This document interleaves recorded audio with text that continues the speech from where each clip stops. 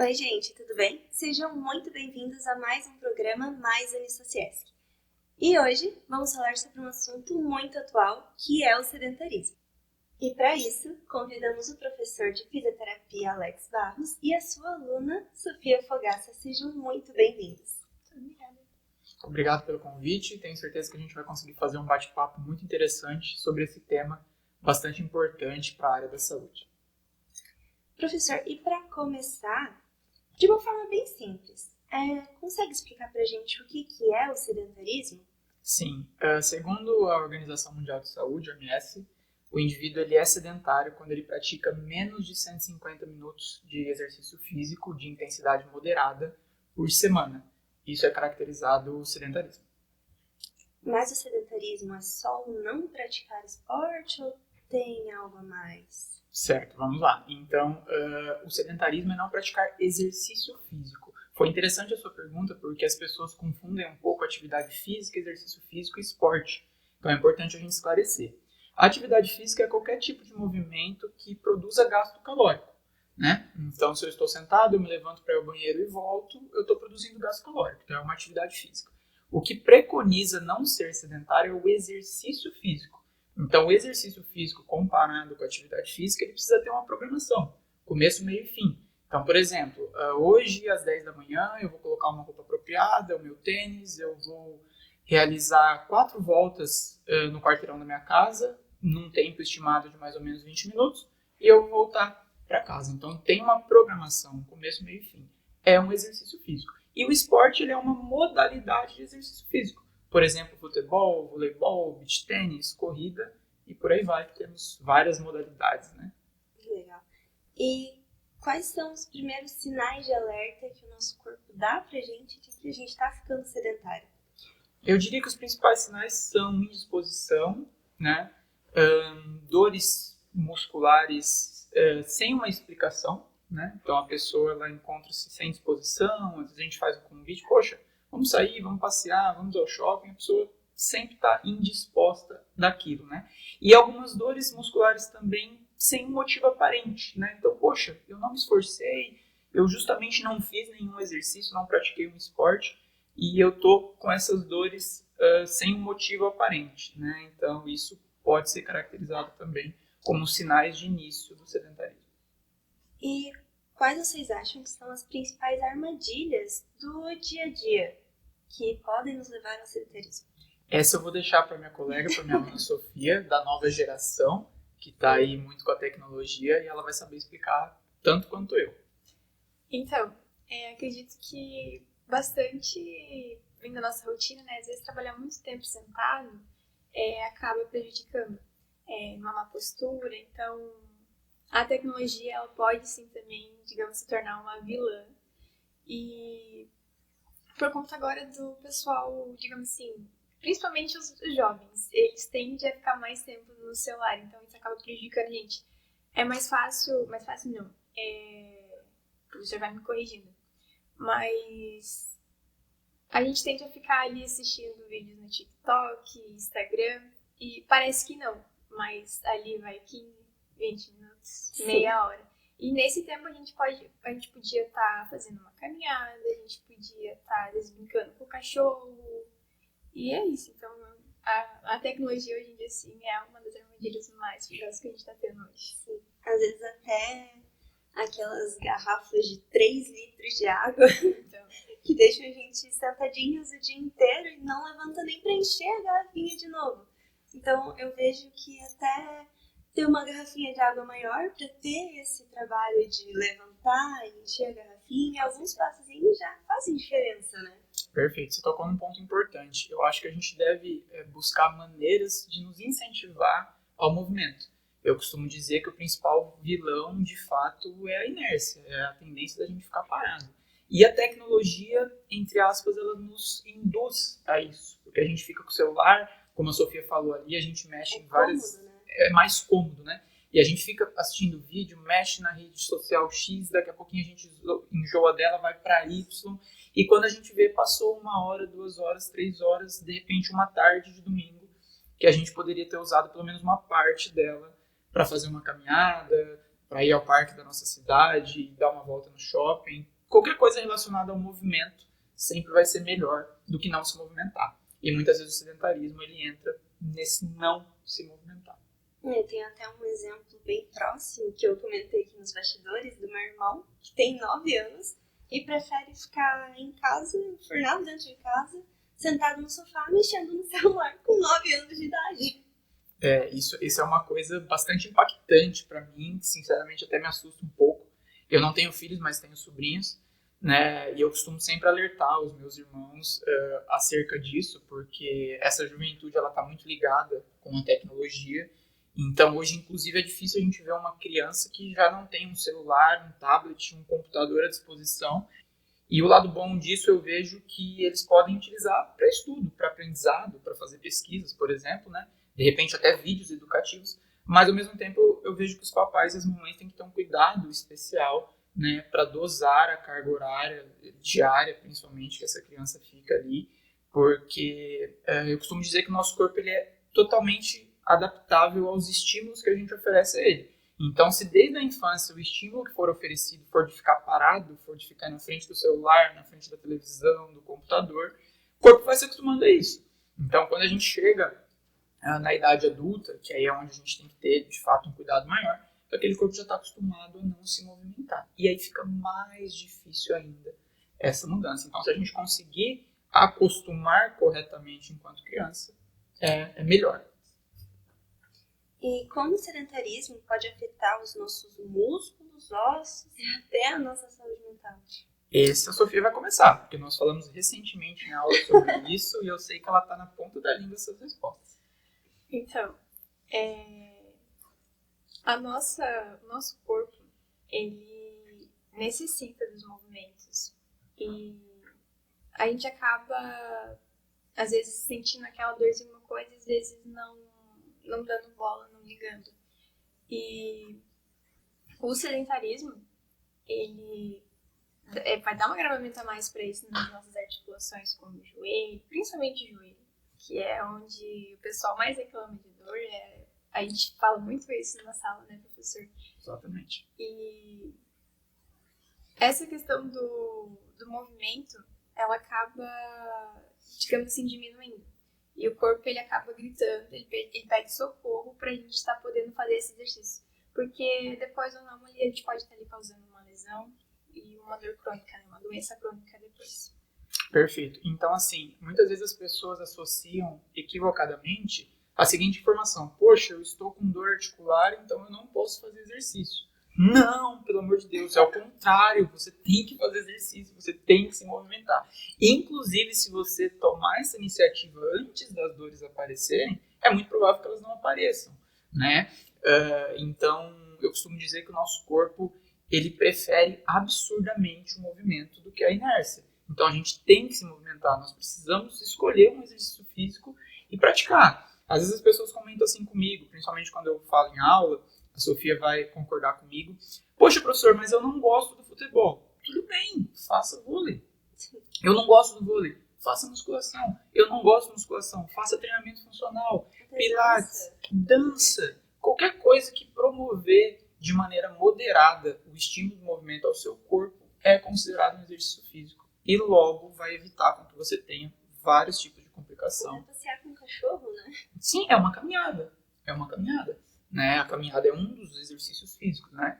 Então isso é muito importante para que a gente possa passar para quem está nos assistindo essa informação. E eu costumo dizer para eles em aula que se uma ou duas pessoas do nosso ciclo de convívio entender isso, elas vão passar essa informação para mais uma ou duas. A gente está aqui no estúdio, acredito que com umas 10 ou 15 pessoas. Então eu espero que saindo daqui elas consigam passar essa informação para mais duas. E assim a gente vai ter 30, 60, 120 pessoas com a informação dos riscos do sedentarismo e de todos os benefícios que a prática do exercício físico traz. E muita gente associa a fisioterapia só à reabilitação por lesões. Como que a fisioterapia pode ajudar uma pessoa que não tem nenhuma dor ou lesão aparente, mas é sedentária?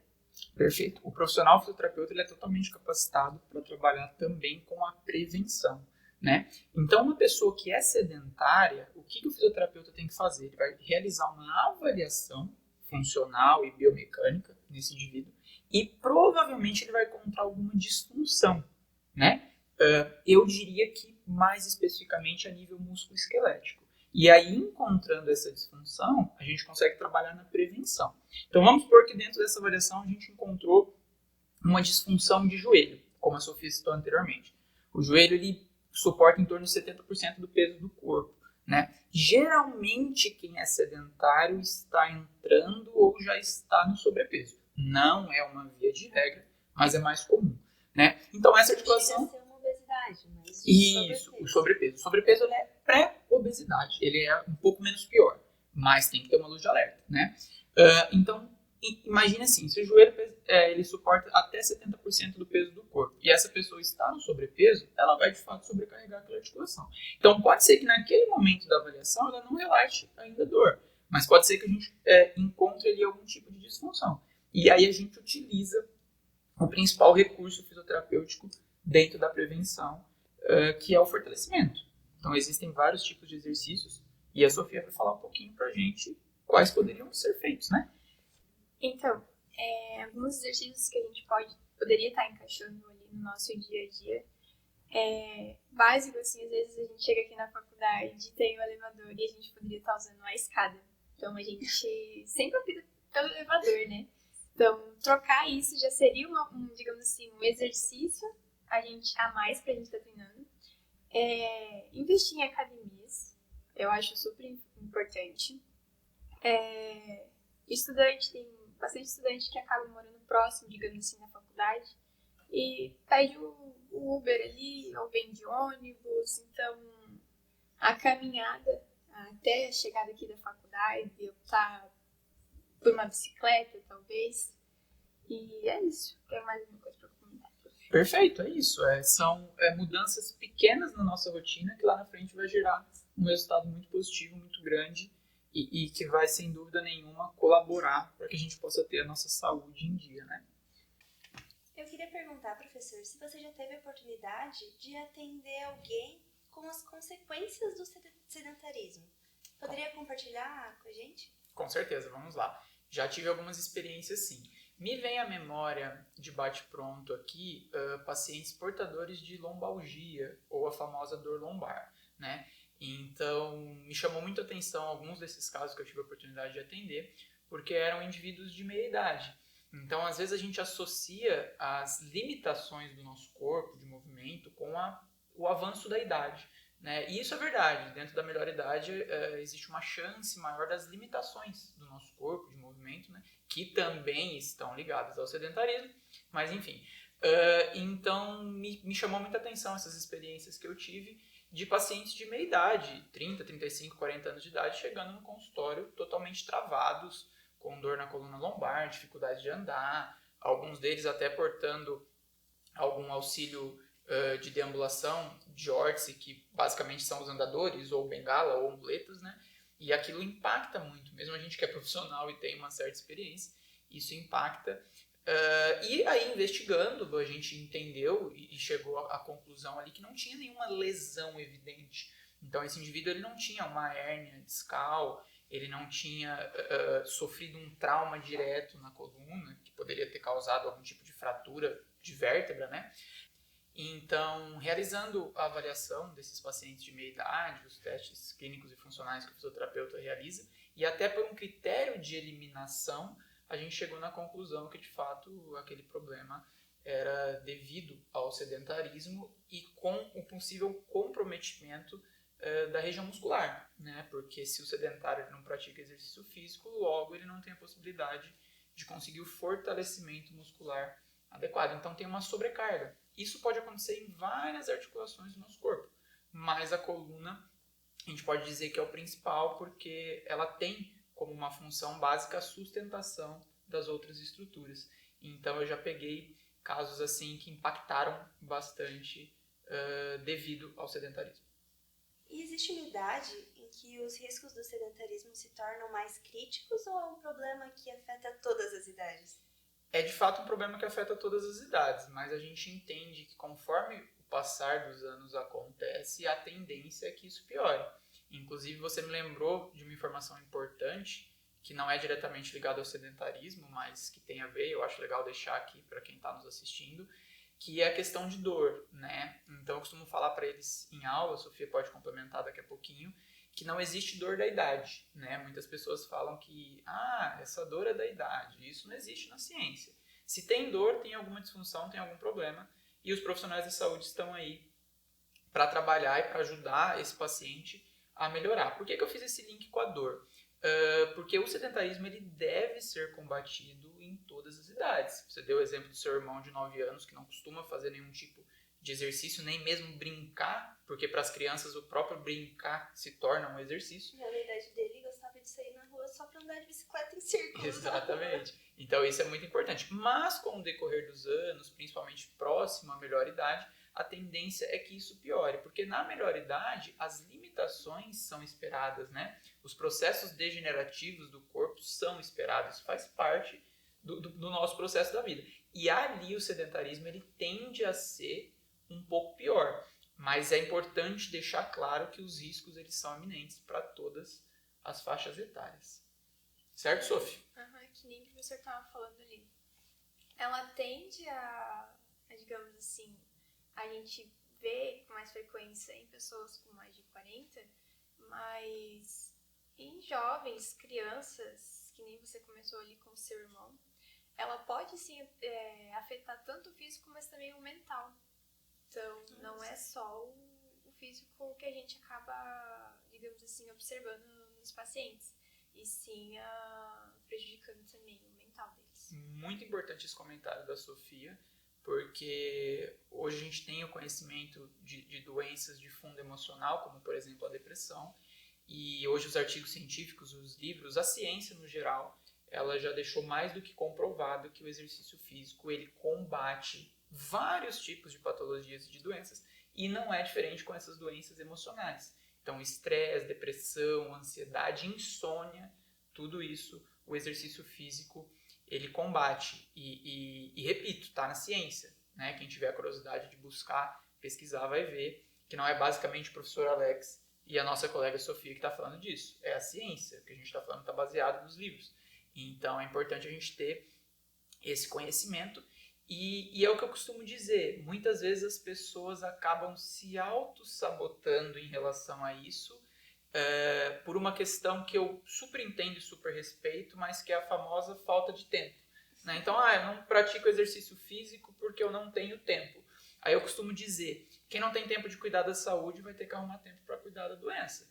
Então, eu tenho meu filho pequeno, eu tenho uma pessoa idosa em casa que eu cuido, eu trabalho em 3 lugares, eu realmente não tenho tempo. Só que se você ficar doente, por uma hipertensão, por exemplo, por uma crise de ansiedade ou de depressão, tudo aquilo vai ter que esperar. Aproveitando que você falou do tempo, pensando na realidade de um estudante universitário que diz que não tem tempo e muitas vezes não tem dinheiro, teriam mais algumas dicas que vocês poderiam dar para poder encaixar o exercício físico na rotina dessa pessoa? Vocês já deram algumas dicas, mas teria algo mais? Sem dúvida. A Sofia, por exemplo, falou do deslocamento de casa até a universidade ou do trabalho, que às vezes as pessoas optam por ir de ônibus e de Uber ou ir com o seu carro, com a sua moto. Mas se a gente trocar isso, por exemplo, por ir de bicicleta, como ela falou, ir caminhando, já é um início de uma mudança importante, né? E você citou um ponto muito bacana que é interessante a gente comentar, que é a respeito da condição financeira. Então, poxa, Alex, eu realmente não tenho dinheiro para pagar uma academia, para pagar uma aula de natação, um estúdio de pilates, tá? Continua não sendo uma desculpa. Porque eu costumo dizer assim, vai caminhar. Quanto que custa sair para caminhar? Nada. Alex, eu não tenho condições financeiras de ter um tênis. Vai de chinelo. Não tem problema. Eu não tenho chinelo. Vai descalço. Quantos casos a gente não vê aí que inclusive se tornam reportagens de grande repercussão, que um atleta hoje olímpico, há 10 anos atrás, ele treinava na rua, ele corria descalço porque ele não tinha condição financeira. E ele se destacou, se tornou um atleta de grande repercussão, conseguiu os patrocínios e hoje ele tem ali essas condições melhores, que é o tênis, né, o material esportivo, mas é melhor ir caminhar descalço do que não ir. Então, essa parte financeira ela também não pode ser considerada uma desculpa. tá? Porque a gente consegue ir do jeito que for aí para fazer o corpo se movimentar e fugir do sedentarismo. Muitos puxões de orelha no programa de hoje.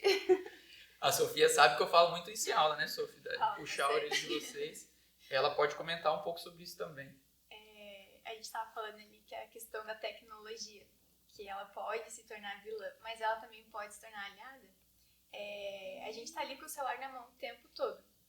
Aí a gente pode, eu não vou citar, não vou saber lembrar agora nomes de aplicativos, mas a gente tem alguns aplicativos no celular que a gente pode estar baixando e lá pode aparecer algumas sequências de exercícios que você pode fazer em casa.